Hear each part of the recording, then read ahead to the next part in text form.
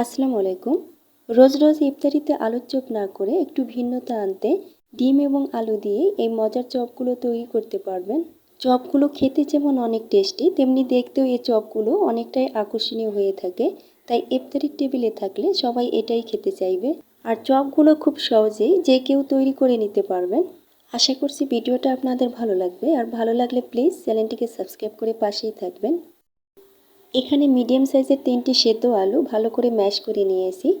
এর মধ্যে দিচ্ছি 2টি কাঁচামরিচ কুচি, 1/4 কাপ পেঁয়াজ বেরেস্তা, 1/4 কাপ ধনিয়া পাতা কুচি, হাফ চা চামচ লবণ, হাফ চা চামচ চিলি ফ্লেক্স, 1/4 চা চামচ ভাজা জিরার গুঁড়া, খুবই সামান্য পরিমাণে হলুদ গুঁড়া।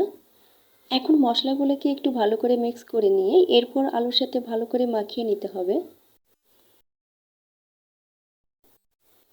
মশলাগুলোকে ভালো করে মিশিয়ে নেওয়ার পর দিয়ে দিচ্ছি 2 টেবিল চামচ বেসন।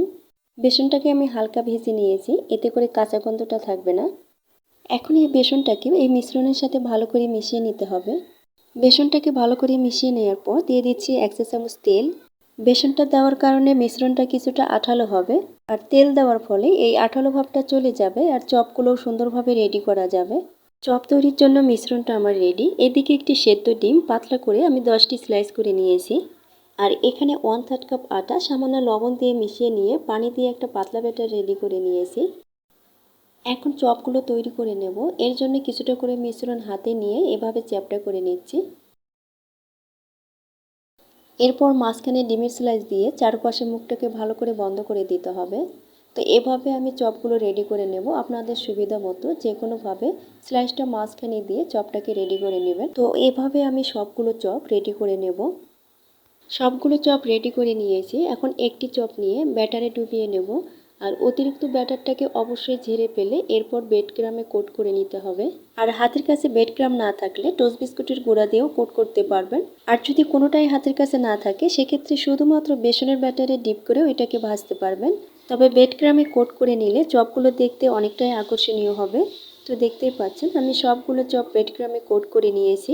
চপগুলোকে ভাজার জন্য তেলটাকে অবশ্যই ভালো করে গরম করে নিতে হবে। গরম তেলে ছেড়ে এগুলোকে মিডিয়াম আঁচে ভেজে নিতে হবে। এক পিঠ বেশিক্ষণ রাখা যাবে না, তাহলে ব্রেড ক্রামটা দ্রুত পুড়ে যাবে। কিছুটা শক্ত হয়ে আসলে এগুলোকে উল্টে দিতে হবে। এখন দুই পিঠে কিছুটা কালার আসা পর্যন্ত ভেজে নেব। চপগুলো আমার ভাজা হয়েছে, আর দেখতেই পাচ্ছেন চপগুলো ভাজার পর দেখতে কতটা আকর্ষণীয় হয়েছে। এখন এগুলো তেল থেকে আমি উঠিয়ে নেব। আর এই চপগুলো দেখতে যেমন সুন্দর তেমনি খেতেও অনেক মজার। আপনারা ট্রাই করে দেখবেন, আশা করছি আপনাদের কাছেও ভালো লাগবে। আর ভালো লেগে থাকলে প্লিজ ভিডিওটিতে একটি লাইক দিবেন এবং চ্যানেলটিকে সাবস্ক্রাইব করে পাশেই থাকবেন। আজ এখানেই বিদায় নিচ্ছি। সবাই ভালো থাকবেন। আল্লাহ হাফেজ।